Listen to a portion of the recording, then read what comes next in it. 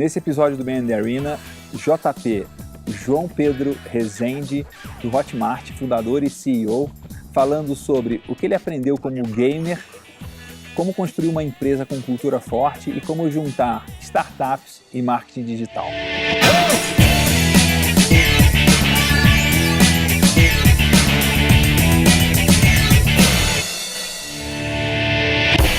Começa, JP, na verdade é João Pedro, mas é mais conhecido como JP, eu vou chamar ele de JP o tempo todo da entrevista, não vou chamar mais nenhuma vez, né? Até porque eu fiquei sabendo que João Pedro é só quando a mulher dele tá brava com ele que chama ele de João Pedro. Ah, mais por verdade, inclusive ela tá ali. Talvez você seja chamado de João Pedro depois. Espero que não, né? Bom, conta um pouco do que você fez antes de começar o Hotmart, como é que você tem de jornada de trabalho, de empreendedorismo antes de... Tá. Assim, eu comecei, na verdade, eu não sabia muito bem qual curso que eu ia fazer de faculdade e tal, eu sabia que eu queria empreender, eu tinha uma dúvida muito grande entre computação e publicidade. Publicidade que era aquela coisa que eu gostava de desenhar, de escrever, muita gente falava que eu levava jeito para aquilo ali, e computação porque eu eu tenho ainda uma paixão muito grande por games, e eu estava envolvido com aquela, eu achava que eu ia ser um criador de games, assim.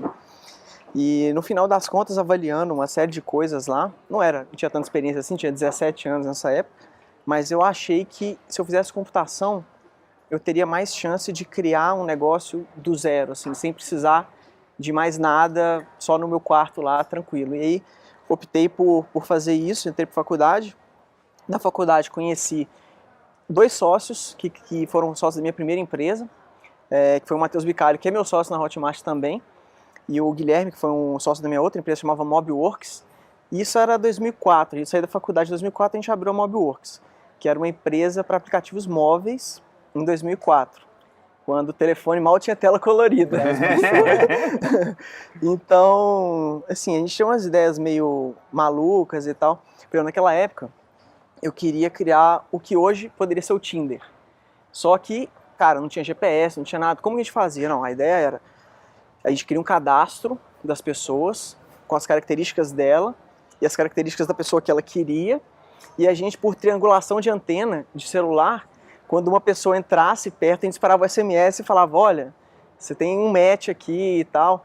E, enfim, eram umas coisas meio, meio malucas, e a gente tentou fazer várias coisas nessa época com o celular. Não conseguimos fazer muita coisa, a gente acabou fazendo um sisteminha de ordem de serviço no campo. Nem vou perguntar por que você queria montar esse aplicativo específico, mas tudo bem. Eu sabia que ia bombar. Com a esposa de testemunha na plateia é difícil. Mas então, assim... Só um parênteses em cima disso, é muito interessante como a gente vê como quase todo empreendedor, em algum momento, teve alguma ideia que tangencia algum grande sucesso que aconteceu tempos depois com outra condição de mercado e maturidade, não é? Eu acho que seria um Tinder bem precário, mas assim, eu sabia que ia ter uma demanda para aquilo ali. O problema era o mesmo, né? A resolver. Exato.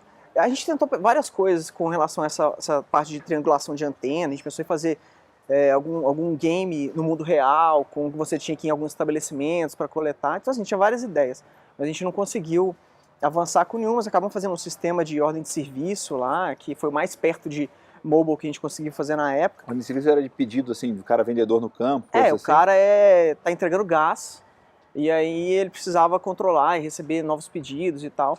E, enfim, isso aí chegou aí pro ar e tal. Mas não tinha ainda aquela demanda em 2004, né, cara? Não tinha nenhuma tecnologia disponível. Aí a gente acabou indo para outros mercados, mexer com web, fazer projeto, coisa que a gente não queria. Nessa época eu não tinha absolutamente nenhuma habilidade ainda com marketing e vendas, então a gente teve que associar a alguns outros sócios, que depois foi uma parceria que não funcionou, enfim, por pura falta de preparação mesmo, né? Isso acabou assim, me Você tocando tinha quantos um pouco. anos nessa época?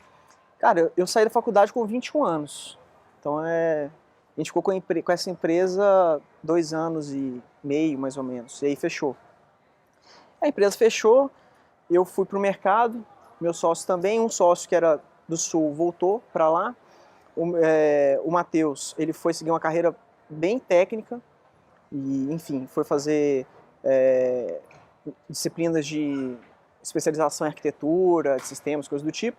Eu fiz a escadinha toda de TI, fui desenvolvedor, líder técnico, arquiteto, e aí terminei a carreira no mercado como gerente de projetos e tive um MBA também nesse meio do caminho aí, então daí vem uma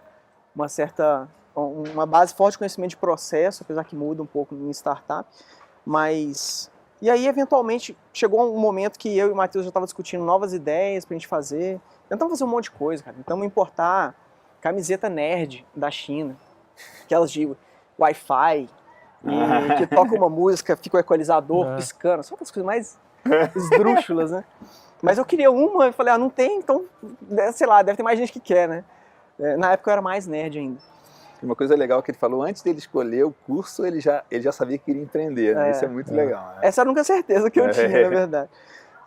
Mas aí a gente foi tentando algumas coisas, chegou 2010, eu tinha tido essa ideia do que seria o Hotmart lá atrás, na época não desenvolver, porque não achava que a gente conseguiria de novo, porque na verdade, quando a ideia do Hotmart surgiu, que nem tinha esse nome nem nada, foi porque eu criei um livro digital para vender sobre tráfego, em virtude de tudo que eu tinha aprendido no mercado de jogos, que eu tinha um site de jogos, administrava um site de jogos com outros amigos, então eu tinha que fazer gerar tráfego e tudo. E aí, quando eu fui botar o livro para vender, eu vi que tinha várias barreiras e tudo, e daí veio a ideia, isso foi em 2006, 2007 mais ou menos. Cheguei a implementar algumas coisas, era extremamente precário, meio de pagamento praticamente não existia, o que existia era o BRPay, né, que hoje já nem existe mais, foi comprado, mudou de nome, enfim. Só que para fazer aquilo em escala, eu não tinha condição nenhuma de fazer aquilo, sei lá, não tinha nem cloud computing na época direito, então, não está na hora. E aí quando chegou 2010, já tinha amadurecido várias coisas, já tinha aprendido várias coisas também, aí eu chamei o Matheus de novo, falei, tô com essa ideia aqui, e aí, o que você acha? Vamos fazer? Ele já tinha falhado, sei lá, 30 coisas comigo antes, eu falei, mais uma. Aí ele topou, a gente fez e a partir daí a empresa foi crescendo, teve várias fases, mas crescendo bastante. O que foi o ponto da virada, assim? O que tem de diferente no Hotmart? Ou, falhamos 30 vezes, nessa vez deu... O que teve... E antes de falar disso também, é legal o JP falar sobre o que é o Hotmart para quem não conhece, né? Qual o conceito e que problema que ele resolve no mercado, né? Tá. Bom, o Hotmart, ele é basicamente uma plataforma de e-commerce para produtos digitais, né? Então o que a gente faz é ajudar as pessoas a pegarem os produtos que elas criam e distribuir isso com o maior impacto possível, né? E de uma forma mais simples possível. Então a gente quebra várias barreiras técnicas, né? E de distribuição também, quebra barreiras técnicas com pressão de pagamento, entrega automática, uma boa parte de segurança envolvida, várias automatizações ali. E distribuição porque a gente tem uma pegada muito forte de programas de afiliados, que não é uma coisa que a gente inventou. Isso aí vem lá de trás, lá com a PC Flowers, foi muito popularizado pela Amazon e tudo. Mas a gente combinou isso nessa plataforma para ajudar justamente esses criadores a fazer o que eles têm de melhor chegar mais longe, né?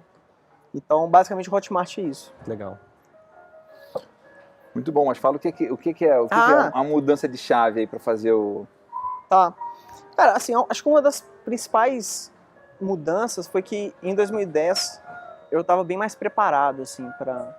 Por exemplo, lá atrás, quando a Mobworks falhou, a gente meio que terceirizou uma parte muito importante do business, terceirizou, entre aspas, para outros sócios, né, que eram de fora, que era marketing e vendas. Delargou, né? Exatamente. Delargou. E tudo isso aí acabou que atrapalhou muito a gente naquela época, né? Em 2010, como eu já estava trabalhando muito com essa parte de marketing digital para aumentar o resultado do site de jogos e tudo, eu tinha aprendido muita coisa já. Então, quando a gente foi lançar, eu já sabia exatamente como que eu ia lançar ele, não estava dando tiro no escuro mais. Então, a gente fez landing page, eu sabia exatamente o que eu precisava ali, sabia comprar tráfego, gerei aquilo ali, fiz uma lista toda, segmentei. Então, depois que a gente tinha algumas centenas de pessoas na lista já, eu fiz a pesquisa, identifiquei, esse cara quer ser produtor, esse cara quer ser afiliado, fui uma mensagem mais assim, eu já sabia o que eu estava fazendo ali. Para lançar. Coisa que eu não sabia quando eu saí da faculdade. Muito legal. Né? Então, aí a gente lançou primeiro para um alpha bem privado, e aí aos pouquinhos a gente fez um beta privado, onde você tinha que convidar, uma estratégia muito parecida com o que o Gmail fez no começo, e aí fomos abrindo aos pouquinhos e tudo, e a coisa foi seguindo o plano ali. JP, você falando sobre essa questão de aquisição de tráfego e, por outro lado, construção da empresa e tal, você trafega por esses dois mundos, né? De startup de tecnologia e de marketing digital, né? E às vezes esses dois mundos se bicam, né? E não se compreendem muitas vezes, né? O que você traz de bom dos dois lados? Como que você balanceia isso? É muito engraçado, cara, essa pergunta, porque realmente, até em questões assim de filosofia, é muito diferente, né? O cara de startup é aquele cara, trabalhar 20 horas por dia e sem dormir e ganhando nada, porque eu quero construir uma empresa de tecnologia gigante e eu não tenho salário e não sei o quê. Dando prejuízo. E o cara que está mais focado em marketing digital, produto afiliado, é aquela filosofia. Cara, qualidade de vida é importante para mim, minha família é importante para mim, e eu quero fazer um negócio de valor, mas para mim eu preciso ter resultado imediato, porque senão não vai valer a pena. Então é muito diferente. E só aí já é suficiente para ter muito, você falou, para se bicarem muito, né? Mas, por exemplo, uma coisa que eu vejo muito, que é muito comum nesses dois mercados, é que startups normalmente, elas focam muito em um problema para resolver. Então, sei lá, a minha startup eu quero resolver o problema de trânsito nas cidades. E o pessoal do marketing digital foca mais na pessoa em si, nas pessoas. Ele fala assim, eu quero pegar esse cara e quero mudar ele para esse ponto aqui. Uhum. Então, o problema é algo que está atrapalhando, mas o foco é na pessoa e não no problema. Acho que tem um pouco disso. Interessante isso. Eu vejo dessa forma. E uma coisa que eu combinei muito assim, dos dois, eu acho que a galera do marketing digital, ela foca muito em gerar resultado no day one. Assim. Precisa de resultado. Bootstrapping total, assim, ela tem que se pagar no primeiro dia, né? E a galera de startup, ela tem aquela preocupação mais, assim, o onboarding, a experiência de usuário, quando o cara comprar, ele tem que ter uma experiência incrível. O cara nem comprou ainda, né? Mas, então, assim... Talvez nem vai comprar, né? A galera do marketing digital tá focada aqui na primeira parte do funil, e a galera de startup, às vezes, fica muito focada mais no fundo. E aí que eu acho que não pode ter preconceito com as coisas que a gente estava falando ali. Se você consegue juntar as duas coisas, vira uma coisa legal. E assim, acho que de uma forma ou de outra a gente conseguiu juntar isso na nossa empresa. Assim. Você está falando desse jeito, assim, você acha que essas modas ou esses termos novos que está se usando em Lean Marketing e Growth Hacking, por exemplo, não é uma forma de tentar trazer técnicas de marketing digital para a startup? Cara, acho que pode ser uma ótima forma com um nome que soa melhor. É a mesma coisa, mas o nome é diferente. Você pega nome que soa melhor. MVP... E lançamento de semente a mesma coisa. Assim, por exemplo, semântica, né? Growth Hacking, ele tem uma pegada grande de marketing digital, mas ele também tem uma mistura de marketing com engenharia, né? Com programação e tal. Mas é um nome que tem muito mais apelo, né? Igual inbound marketing, né? Tipo, cara, em 2006, 2007... A gente já fazia Você só não sabia que chamava esse nome. Sequência de e-mail marketing com autoresponder, né? Que é justamente, hoje chama lead nurturing, né? Então, esses caras botam aquela... Cara, já existia isso aí. Gerar tráfego, entregar conteúdo de qualidade, educar o cliente e tal. Então, são coisas que já existiam. E, às vezes, quando alguém bola um nome melhor, aí muita gente quebra aquele preconceito.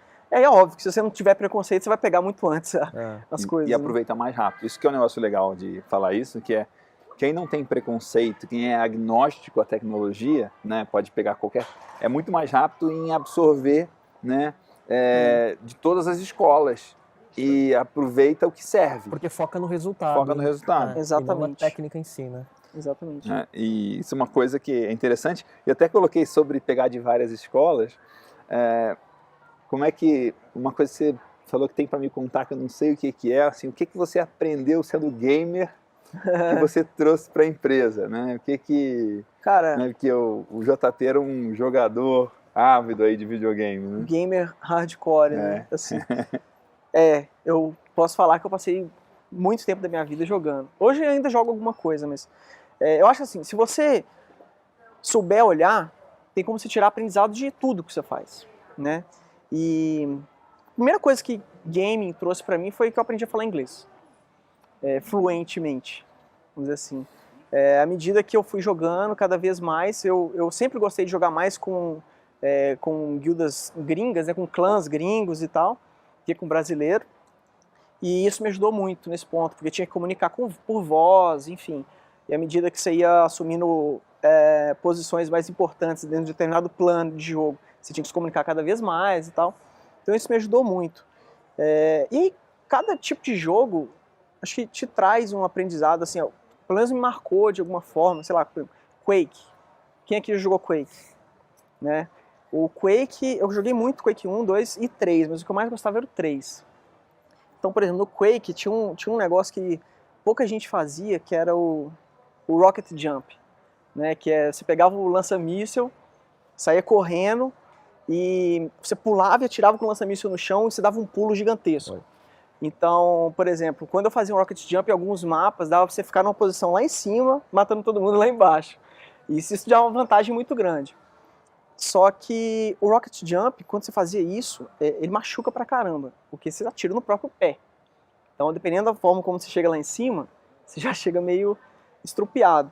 E aí, cara, em alguns pontos assim da nossa trajetória, eu imaginava assim, eu tenho que fazer alguma coisa que vai me dar um salto, mas que vai doer bastante, né? Então, eu venho trazendo isso. Então, por exemplo, agora, recentemente, a gente praticamente dobrou o tamanho da empresa em... Crescimento é isso, essa dor, né? Exatamente, jump, né? Em 5 meses. Eu poderia continuar com o tamanho normal, mas a gente dobrou prevendo uma série de coisas que a gente quer fazer.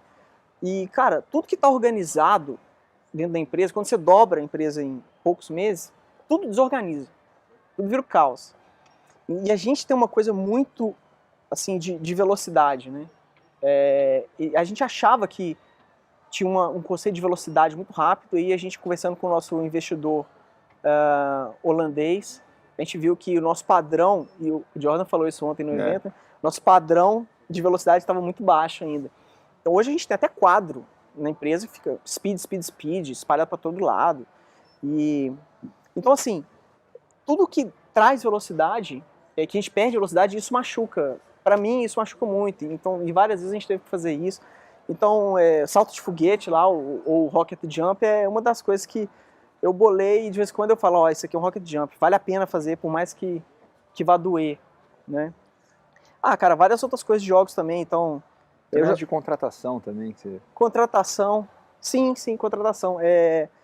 Quando eu jogava Darkfall, que é um jogo muito, assim... É um jogo de RPG online, e tipo, você vai acumulando coisas, mas quando alguém te mata, você perde tudo. Então, você tem todo um risco, recompensa antes de você sair, e toda vez que alguém queria entrar para a nossa organização, a gente tinha que fazer um trial run com ele, que é, sei lá, como é que traduz trial run? Uma corrida de teste, né, vamos dizer.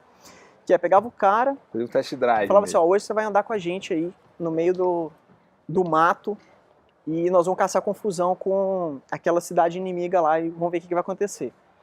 Então, a primeira coisa que você já olhava era assim, qual que é o equipamento que esse cara vai levar pra gente fazer essa missão? Porque você pode perder tudo. Se o cara coloca um equipamento muito bom, fala, pô, esse cara tá confiante, ele vai com a gente, ele não sei o quê. Se o cara coloca um mais ou menos, fala, esse cara tá com medo de perder, não sei se é isso que a gente quer. E a gente ia. E aí você começa a ver como que o cara comporta no campo mesmo. E não na entrevista, né? Vamos dizer assim. Você não quer contratar caras bons de entrevista. Exatamente. Então você chega lá, começa uma guerra com os caras, e você vê o comportamento dele. Pô, esse cara tá correndo na hora certa, esse cara tá ficando... Porque se ele ficar para trás, é ruim. Se ele sair antes, é ruim também. Então, você avalia ali. E a gente tem muitos desses trial runs lá, assim. Então, por exemplo, o cara que vai, sei lá, contratar para suporte, por exemplo.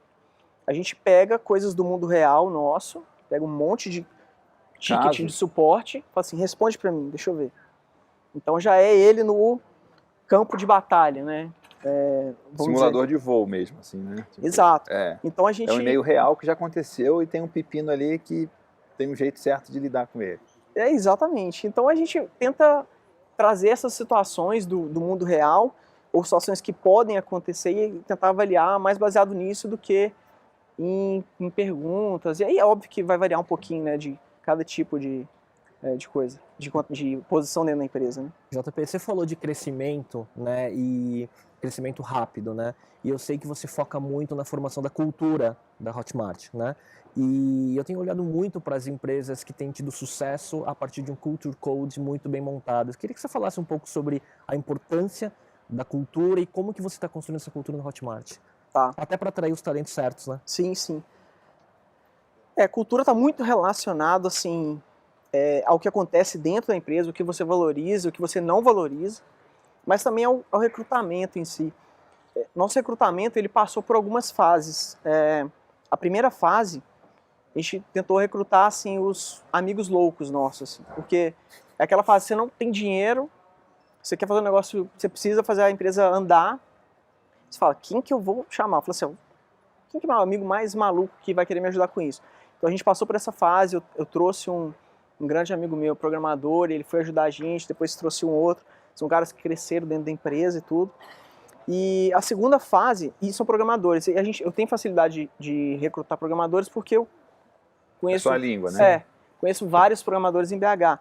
Mas, por exemplo, na segunda fase, onde a gente começou a precisar recrutar pessoal de atendimento, de suporte, o meu círculo já não ajudava tanto. E aí a gente teve que abrir um processo seletivo. E aí, de novo, eu tentava nas entrevistas perceber se a pessoa era capaz de resolver problema e coisa do tipo. E, cara, a gente fez muitas entrevistas, no final recrutamos errado, recrutamos certo. E a gente finalmente encontrou uma pessoa que, cara, essa pessoa aqui, depois de um tempo a gente percebeu e falou assim, é fit total com o que a gente quer para suporte. É esse cara, é essa pessoa. E aí eu ficava pensando, tá, mas como que eu acho mais dessas pessoas?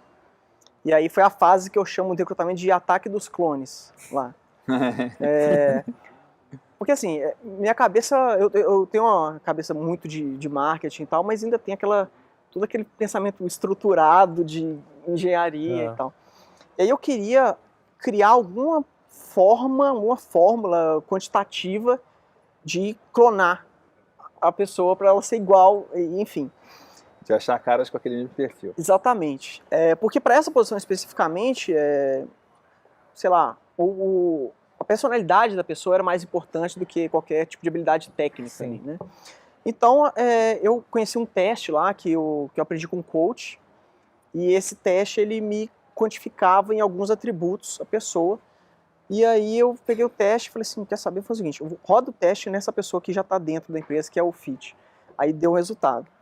Aí a gente abriu um processo seletivo enorme, falava, vem, faz o teste. Tá igual? Tá, entra. Tá diferente? Não, vai embora. Tá igual? Tá igual. E funcionou? Cara, funcionou ótimo pra gente durante esse tempo. Óbvio que não é a melhor forma de recrutar, porque hoje a gente não usa mais, mas porque a gente tem gerente de RH e tal, mas pra mim, que tava começando, tava eu e mais 3 pessoas dentro da empresa. Tinha que ter um filtro, né? Eu tenho que ter alguma coisa. Tinha um hack que te ajudava, não era perfeito, mas funcionava. Não era perfeito. E, inclusive, a gente recrutou errado, mas, enfim, na imensa maioria dos casos funcionou muito bem para nós clonar, né? A terceira etapa, nosso recrutamento, assim, e é importante falar que assim, a cultura ela é muito formada pelas primeiras pessoas que entram na empresa, né? Então, errar ali no começo, trazer uma pessoa que pode ser nociva à cultura é problemático. E a terceira fase, assim, a gente já tinha uma massa crítica de pessoas, ali, umas 10, 12 pessoas. E a terceira fase foi, me indica quem que é a melhor cara que você conhece disso. Ah, esse cara, ele tá não sei aonde. Não, traz ele aqui pra gente conversar. E foi trazendo. E aí, assim, eu sempre parti do pressuposto que a gente só contrata gente A, e aí eu sinto bastante confortável em pedir para essa pessoa A indicar outras pessoas para vir para a empresa. E foi assim, e a empresa foi crescendo muito nessa base de trazer pessoas top, baseada na recomendação de outras pessoas top. E aí chega num ponto, você tem uma equipe grande, formada, e que, cara, as pessoas adoram trabalhar na sua empresa, essa cultura toda que a gente criou começa a transbordar. Então os próprios funcionários começam a falar, e aí o próprio mercado começa a ver que tem alguma coisa diferente ali, e aí fica bem mais fácil contratar. Então, assim, recentemente a gente publicou uma vaga de videomaker no Facebook, E aí publicou no mesmo dia um monte de comentário, eu quero. E aí você fica bem fácil de você achar mais pessoas né? Que legal. E vocês documentaram assim, o código de cultura? Como é que foi esse processo de documentar isso? Sim. Então, acho que o código de cultura ele tem que expressar muito claramente a visão dos founders, assim, porque chega um determinado momento que os founders não vão estar o tempo inteiro dentro da empresa e quando eles não estiverem lá, como que a empresa tem que se comportar, né? O que a gente espera? Então eu acabei documentando, eu peguei o que eu achava que era muito importante, a forma como eu pensava, fui documentando tudo, não envolvi muita gente, tá? Não envolvi mesmo, eu fiz praticamente sozinho. No final, eu chamei o Matheus, que eu falei, cara, vê se isso aqui representa a sua ideologia também que você pensa. Aí ele falou, não, é isso aí. E hoje, assim, o código de cultura é muito usado, todo mundo que entra, ele passa por um processo de boarding lá, que o pessoal de talentos passa a cultura toda, conta a história da empresa. E fora isso, a gente tem vários rituais, assim, dentro da empresa. Então, sei lá, toda última sexta-feira do mês tem o Freak Friday, que vai todo mundo para um bar e a gente paga a bebida para todo mundo até, sei lá que horas da noite. Ou a gente faz alguma coisa na própria empresa e tal. É que isso é a superfície da cultura, né? Isso aí já é a coisa visível da ponta final, exato, mas que, né, o vértice, os valores assim, que, né? Exato. O que mais funciona para a cultura, cara, é as pessoas realmente gostarem de trabalhar lá. E para elas gostarem de trabalhar lá, acho que a coisa que mais funciona ela olha pro lado, ela vê um cara foda. Aí ela olha pro outro lado, tem outro cara foda. Ela fala assim, é aqui que eu quero, aqui eu quero estar.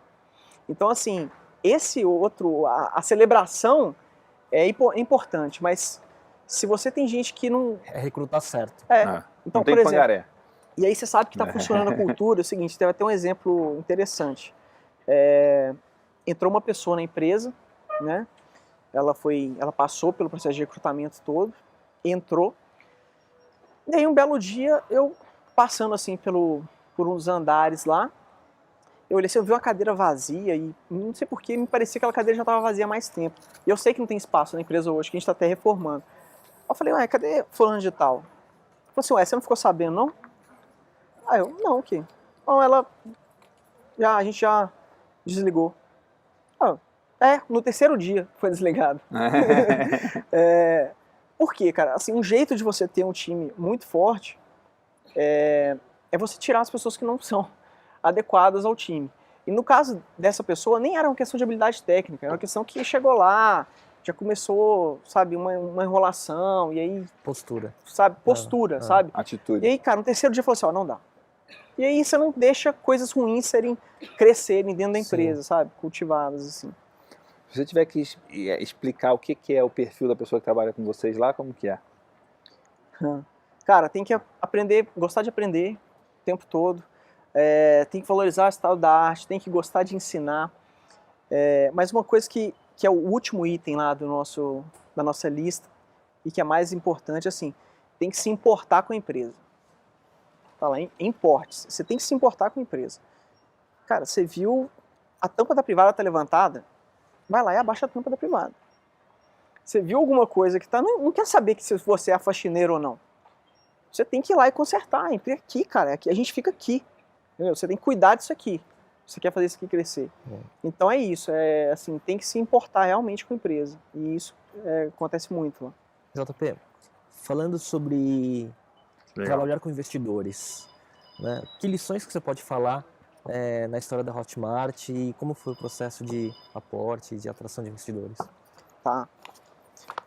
Antes da gente pegar o primeiro investimento, que foi com o Buscapé, a gente tinha tentado um outro investimento. E a gente estava colocando todas as cestas, todos os ovos numa cesta só, falando só com um investidor.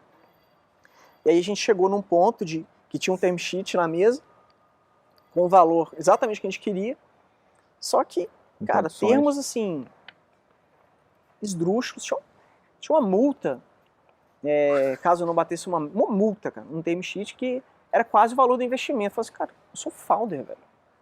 Tipo, não sou investidor, como é que eu vou pagar essa multa, se alguma coisa aí assim? coisas esdrúxulas. E aí a gente não fechou. E isso para nós foi assim, caramba, não, isso abalou um pouco a gente não ter fechado. Então, uma das coisas que mais para frente, no segundo investimento, a gente fez foi, vamos falar com um monte de gente, e não com um só. Mas antes disso, a gente passou pelo Buscapé, teve a competição, né, de startups, a gente se inscreveu, passamos todas as etapas, fomos selecionados, depois teve mais vários meses de negociação depois que a gente foi selecionado, até realmente receber um investimento. E, cara, uma coisa que ficou muito clara para mim depois do segundo investimento é que investidor brasileiro e investidor estrangeiro são completamente diferentes. Sim, foram meses de negociação para fechar o Buscapé. O Buscapé é uma empresa que tem uma cultura de startup ainda ali. E foi muito tempo de negociação. Saiu, normal, ficaram com a gente bastante tempo. Mas, cara, o segundo investidor foi assim, eu apresentei pro cara, o cara dirigindo, eu falando com ele no telefone, ele gostei e me manda o deck. Eu mandei o deck, no outro dia ele mandou o deck pra Holanda, no outro dia o cara respondeu falando, I really like this one, go ahead. É isso. Sim. Wire transfer, dinheiro tá lá. Muito diferente, cara. Muito diferente. Velocidade. É que eles já têm uma Você pegada faz de PowerPoint para terceiros? PowerPoint para terceiros? Pô, cara, esse PowerPoint valeu alguma coisa, viu? Mas não faço. Mas muito diferente, assim. E eu acho que cada investidor tem uma característica. Uma outra coisa que eu sempre olho a gente nunca quer, até hoje, a gente nunca optou por um investidor que fosse exclusivamente financeiro. Né? Tem que ser smart money. O Buscapé foi muito importante pra gente, que a gente estava começando lá com uma equipe minúscula, ninguém sabia quem a gente era uma empresa que, querendo ou não, intermediava pagamentos e negócios dos outros, então assim, qual que é a credibilidade desse cara? Então o Buscapé ele veio num momento que a gente precisava de esse carimbo, né? Exatamente, e aí deu uma credibilidade que ajudou muito a gente a ir pro mercado. No segundo momento, a gente conversou com muitos investidores. E, cara, é interessante esse roadshow. Você vê que tem caras de tudo quanto é tipo, mas até que a gente finalmente gostou bastante desses caras e justamente porque eles tinham uma coisa que a gente queria, que era essa capacidade de internacionalizar, né? Então, os nossos investidores foram fundadores da Booking.com e eles já levaram a Booking para mais de 100 países no mundo inteiro. Tinha uma expertise disso, isso era algo que a gente estava querendo. E deu muito certo. Relacionamento, a gente super satisfeito com eles aí até hoje. E então eu acho que de aprendizado fala com o máximo de gente possível. Eu recomendo não focar só no dinheiro, isso pode te dar alguma dor de cabeça. E se você fizer só isso aí já é bastante coisa. E esse processo de fazer o roadshow, mesmo dando um trabalho enorme, foi um aprendizado de como processo e como contatos e tal? O que você daria de dicas de quem está pensando em fazer isso? Cara, eu daria de dica assim, se você já não foi com a cara, não perde tempo, por mais que o cara esteja um pouco afim ali, ou muita gente vai tentar te cozinhar. Imagina o cara no seu board por anos, né? Exato. Você já numa primeira reunião você já não teve uma empatia, né? Exato. Então assim, muita gente vai tentar ficar te cozinhando, então até no nosso segundo investimento, no final, a gente tinha 2 investidores, assim, com muito interesse, e a gente também gostaria dos 2. Só que eu dei um deadline e falei assim, a gente precisa fechar, quem quiser até o dia 30 de agosto.